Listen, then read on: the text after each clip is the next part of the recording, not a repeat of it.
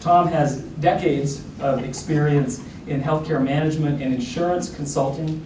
He is the founder and CEO of Marreel, Slater Insurance, a healthcare consulting and benefit brokerage company. Prior to that, to this role, Tom was a senior vice president at Schaller Anderson Incorporated, a health management and consulting company based here in Phoenix. He also served as a principal at Mercer, a prominent human capital consulting firm, and as a senior healthcare consultant for the Siegel Company. He currently serves on the board of directors for our foundation, Dignity Health East Valley Foundation, as well as on our community board for the 2 hospitals here in the East Valley, Mercy Gilbert and Chandler Regional, and is very supportive of our philanthropic fundraising efforts. He's actually leading a capital campaign to help us fund the expansion of our hospital services over at Chandler Regional. My presentation is based on, and I'll use Tim's analogy of 30 years ago, when I graduated from college. I started working for an insurance company, and we sold a lot of healthcare insurance and have pretty much stayed in that business for a long period of time, 30 years. What is interesting, though, over those 30 years is that there was always this feeling that this was going to happen, that healthcare reform was going to happen. It was kind of ironic to hear Tim's story about the fact that he was involved way back 30 plus years ago that this was going to happen at that point. So we're at a pretty pivotal stage, in my opinion, with healthcare delivery, healthcare insurance, employer mandates. You're going to hear a lot of other jargon today. And so one of the things that I thought I would do is just start off with kind of typical acronyms that we're seeing already with regards to reform. You know, we even hit some of those today: FPL, federal poverty level, MLRs, medical loss ratios, P-packet, Patient Pension Act, essential health benefits, EHV. One of my favorite ones is the PCORA, Patient-Centered Outcome Research Institute. It's a fee that's going to be applied to folks. So there's a lot of the jargon and acronyms that are playing out here with regards to reform that we're all going to need to get our arms around over a period of time. A lot of this background information here was covered by Tim in his presentation. And I think really the most important thing, and really where I want to spend some time on today, is really what's going to happen starting in 2014. And it is, to me, the most pivotal part of the act itself is all the provisions that are going to come into play starting January 1st and through the whole year of 2014. And each one of us, as I like to say to my clients, each one of us is going to be impacted. Whether you're Medicare, Medicaid access, small employer, large employer, individual, this reform bill is going to have an impact on the way healthcare is delivered to you and the way healthcare is insured for you. And I like to refer to it as 2014 is the open enrollment for the U.S. for healthcare, because there's going to be a lot of change and a lot of things happening with each of us around how we're going to go about purchasing healthcare. Okay, so let's talk a little bit about what some of these market provisions are going to be for 2014. And what I'd like to do is just touch on a few of these. I'm not going to go through each one in detail, but I would like to just point out a few things as it relates to the insurance market provisions. The other thing I want to mention to you that it's important that you as an employer, you as an individual, you as a retiree, spend the time to get informed around the changes that are going to happen. And we've had some good questions already this morning, but I have a slew of questions. We all have tons of questions with regards to this Reform Act. And it's going to take a lot of questions and answers and technical regulation to get things cleaned up as we go through time. What I'm going to share with you now is really a few slides really on what we see as some of the provisions to be and some of the cost implications around these provisions. And more from an employer perspective than from the government perspective that Don was talking about. But some of the areas that we already touched on, we touched on the Medicaid coverage expansion. Don talked about that there's going to be subsidies for premiums for people that are not at a poverty level or a 133 and all the way up to 400%.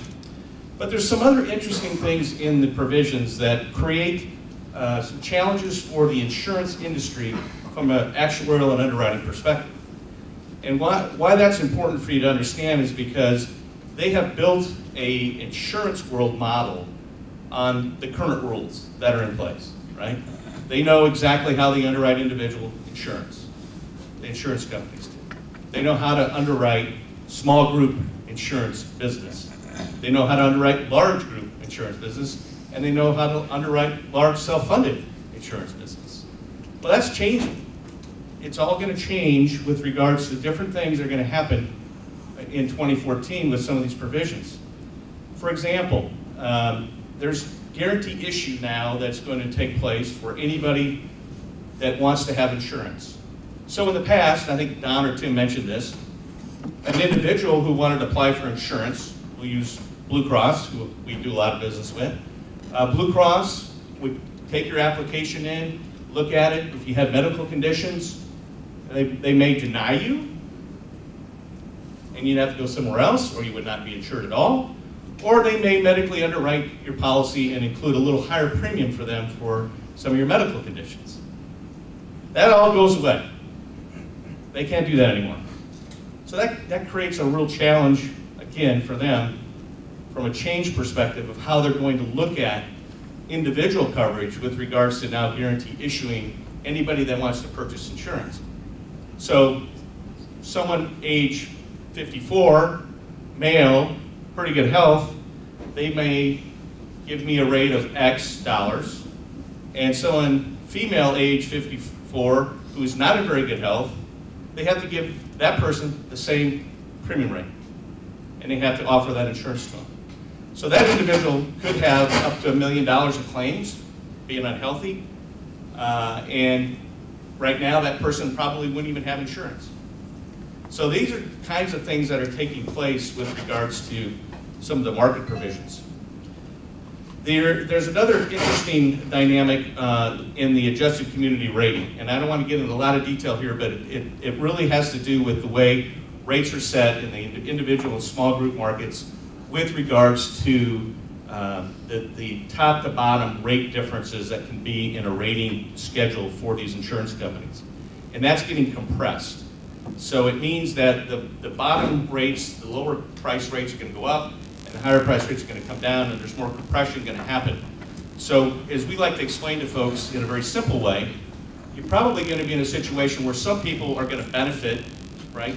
Maybe an older individual like me will have my rates come down slightly on an individual policy, where on a younger person, the individual policy will go up.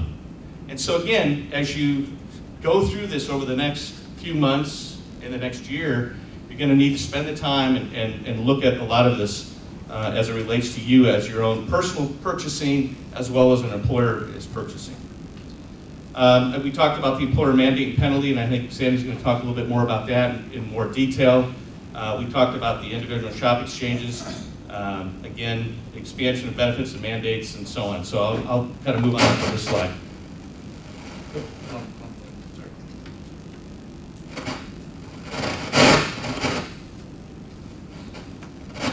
Here's some other interesting impacts on the actual premium cost itself. And again, I think one of the things that we've noticed so far in working with our clients is that each employer is unique. You have your own business issues, your own healthcare delivery of care, your insurance issues that you have to be aware of, and you need to work with folks that can help you navigate through the process with regards to all the changes that are going to happen over the next 12 months. And again, these are all pieces of the premium impacting that will happen once 2014 hits. And it creates, and God bless Don, because he's going to have to get involved with a lot of this as he's working with the exchanges. Because all these insurers are milling around these issues, trying to figure out how they're going to put together a qualified health plan, how to rate a qualified health plan, and make it competitive for you to purchase. And so it's not an easy task, clearly, because, like I said earlier, the rules have changed. You know, they're used to having the rules that were in play for many, many, many years, and now all of a sudden, the rules have changed. So one of the things that I did once I was asked to come speak is I went to the executives of 4 of the largest health carriers here in Arizona. And I actually interviewed each one of them for 30, 45 minutes, depending upon what we wanted to talk about. And it was interesting that all of them really touched on almost all this circle of issues with regards to premium and the things that they're concerned about as we move forward. And so one of the things that came of that is an actual, next slide. And I just flat asked them, I said, so what do you think these employers are going to look at for rate increases for 2014? With the additional underwriting requirements, with the additional taxes and fees that are going to be in place with regards to covering now the 3 hours of reinsurance and so on. So what they said to me was, to a T, every one of them, large employers, Tim kind of mentioned this earlier, large employers, not too much impact. Pretty much going to be status quo. And we look at large employers, in this case we're thinking of 100 employees and up. A lot of it is about 50 and up, but there's not going to be a significant impact on costs for the larger employer, even though it says 12 to 20%. Today in the underwriting world of healthcare, your medical costs trend by these insurance companies are about 8 to 10% year over year. So that's kind of what you start with. And then as an employer, you have your own ability based on your experience of your group to either go up or down off of that rate increase. So large employers, still 12 to potentially 20% increases is pretty daunting. Now, if you think about a company that has maybe 200 employees spending probably around almost $2 million, $1.5 to $2 million of healthcare costs, and all of a sudden now they got to come up with a way to figure out how to get another $150,000 to $200,000 or $250,000 for healthcare spend. So again, keeping people like me pretty busy working with their clients on trying to figure out how we're going to do that. And I'm going to share with you some ideas around what some employers are doing around some of these cost increases. Small employers, not so good. And to a T, each one of the carriers were in this range of increases that they see is going to happen with small employers because of the taxes and the fees and the other rating factors that have to come into play now that has changed for them. And so this is, again, an interesting dynamic. And again, as we look at trying to provide affordable coverage, and it has value with regards to its benefits, this is a daunting task.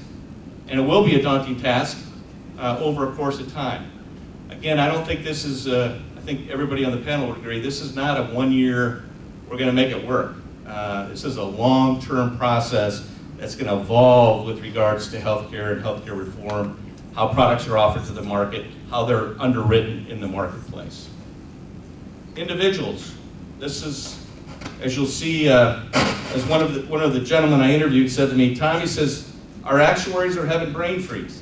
I said, what do you mean? He says, they can't get their arms around how they're going to underwrite this and how they're going to develop a rating model with all these individuals now that are uninsured that potentially can come into the pool with potentially pretty significant diseases or illnesses.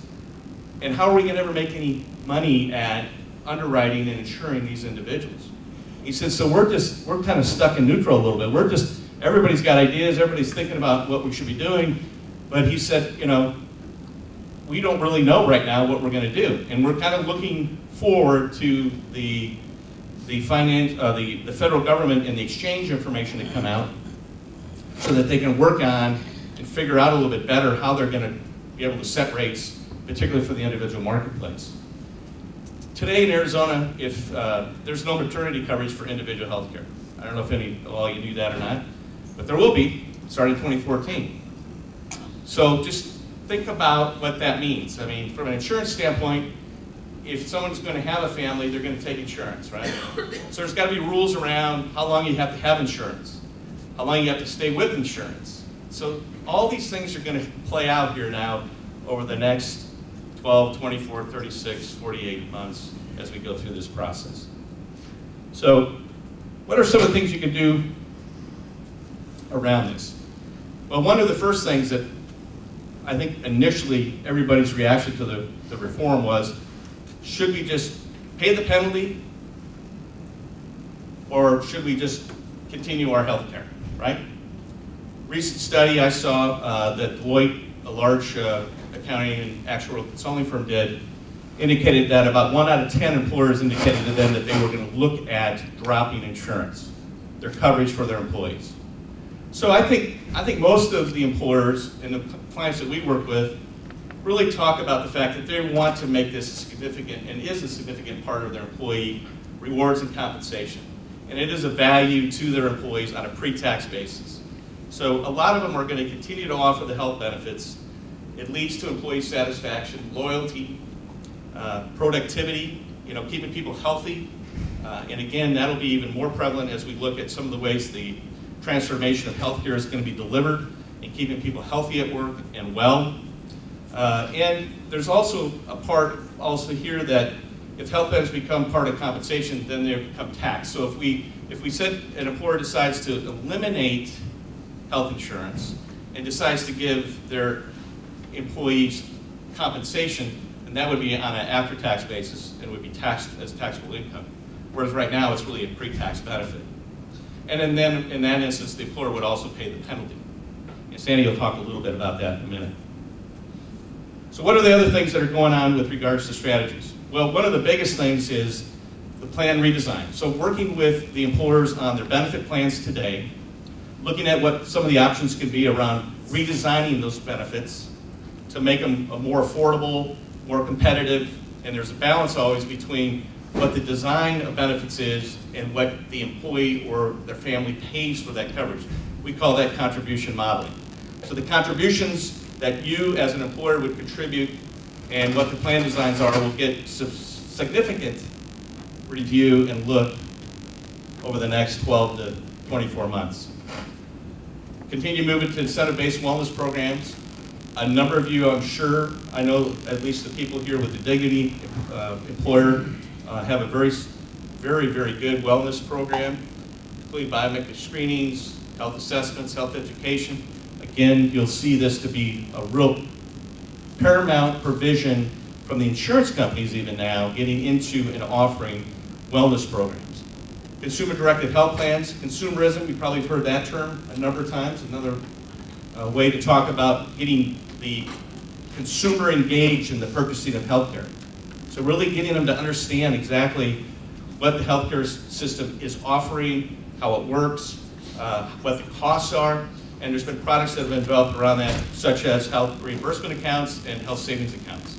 And some of you probably have, as an employer, you offer some of those. And then self-funded options. We're seeing more and more smaller employers, typically self-funded in the old days, back a while ago. Those employers that self-insured were generally had about 500 employees or higher. Now you see self-funded going all the way down to about 100 employees. And so we're going to see more of that happening, and there's some advantages to self-insuring. And again, that would be another, probably our dialogue, but there's some very significant advantages to look at self-funding as an employer for some savings that you can generate through employer mandates, some benefits, some premium tax savings, some reserving, and some other things. But again, we're going to see, I think, more of that happening. I also, in the dialogue with the insurance executives, one of the things that they mentioned, which only one person mentioned it, which I thought was somewhat interesting, is that they think there's going to be a more of a demand for employers to start looking at these association plans, whether it's the chambers or industry type association, construction groups, or other things. So, and they have quite a few association businesses that they underwrite, and they see that that might be an uptick because it allows them to potentially get out of some of the requirements of the legislation and be able to save them some money. A couple other things, Tim talks on these. We have clearly accountable care organizations, Dignity and Abalos Health Systems are involved with putting together accountable care. It's where the health plans and health providers are partnering together to really look at how we're going to better and improve the way we're delivering health care. There's a co-op established. I don't know if any of you knew that was here in Arizona. Don's shaking his head yes. Compass is the co-op. It's a startup. They're going to be focused initially with federal dollars, with some significant federal funding, to look at small business and individual business through the exchange, and that's where they will be providing most of their new business opportunities. They have the ability over time to become more competitive into the market, and will be then competing against in more with the larger employers for their business. Tim touched on the provider network based on quality and outcomes. Clearly moving in that area. We are looking at and talking with a number of the insurance companies that are working with health systems around providing what we would call a narrow network product, a little tighter network where it's really based on more provider quality and outcomes. It's that value base that we're looking at. And also, I think somebody asked about the medical homes, high performance primary care, clearly another key element that can help employers with reducing costs as we move forward. Electronic medical records, again, being able to share data amongst the provider community is extremely, extremely important. We could talk on that whole issue for a long time too. And then clinical practice guidelines and being able to really work around best practices around how care is being cared, or how people are getting cared for across the state of Arizona. Last slide. I think as we would work with clients, or we would tell each of you, here's some things that we would want you to do as you approach this 2014. First, determine, as I think as an employer, whether you want to continue healthcare benefits. You know, do you want to have and look at consumer wellness as a key part of that? You need to really, I think, embrace as an employer that this makes sense for you. And we have some employers that may decide that they are going to just pay the penalty and get out. That's a decision. The other thing, I think, as you can see the complexity here, you need to really work with your technical advisors. Brokers, consultants, attorneys, accountants, the healthcare companies themselves. There's a lot of regulation here, and you're going to need to understand exactly what's going on and how it impacts you. There's going to be a lot of new options, health plan options. Whether you're a large or small employer, you got to look at the designs, the rates, the employer contributions. So there's going to be a lot of information coming out in the marketplace once these exchanges hit and once the reform takes into account starting on January 1 of 2014. And the last thing is just stay informed. Changes are occurring daily with this stuff, and it's going to continue. And it's very complex, as you can see.